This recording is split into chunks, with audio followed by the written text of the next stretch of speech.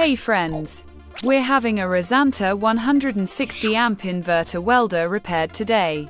I plugged it in, and when I turned on the switch, the inverter didn't work, but the switch lit up. Let's take it apart and see what the problem is.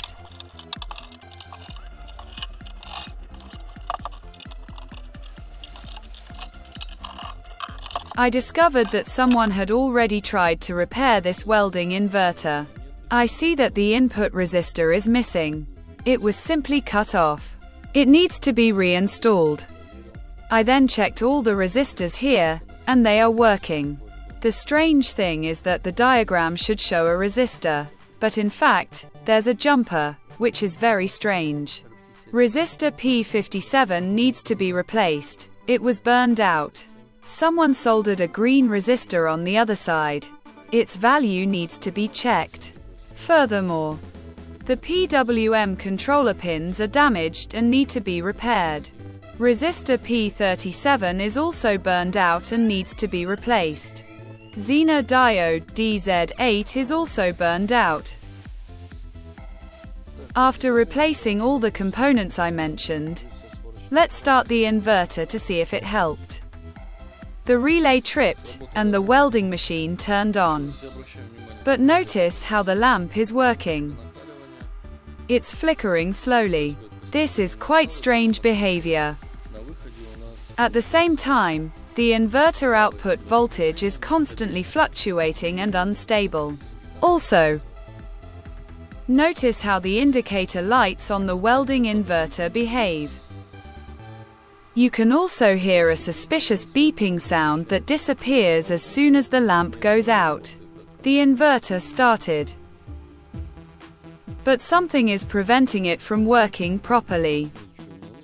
I also discovered a micro crack in the 30 resistor. I'll solder it now. I completely disassembled the welding inverter, and also removed the two heat sinks that hold the two transistors. I'll show you the transistors now. There are two diodes here, and I've already tested them. The wiring is also intact. I also checked the two large resistors, and they're intact. I also checked the ceramic capacitors, and they're also working. I also found faulty components. I replaced two microcircuits installed on the submodule. So, I replaced the entire submodule, including the two microcircuits, and the Viper PWM controller. I also replaced the resistors and Zener diode I mentioned earlier on the back panel. Now let's start the inverter and test its operation. The welding inverter is now working reliably, and the light no longer flashes yellow as before.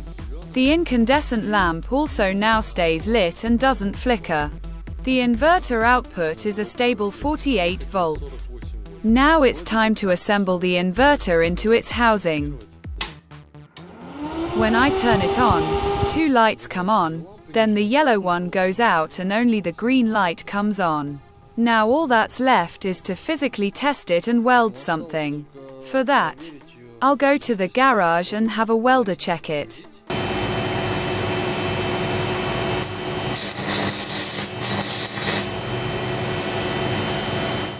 It seems to be working. I'll reduce the current a bit and try again.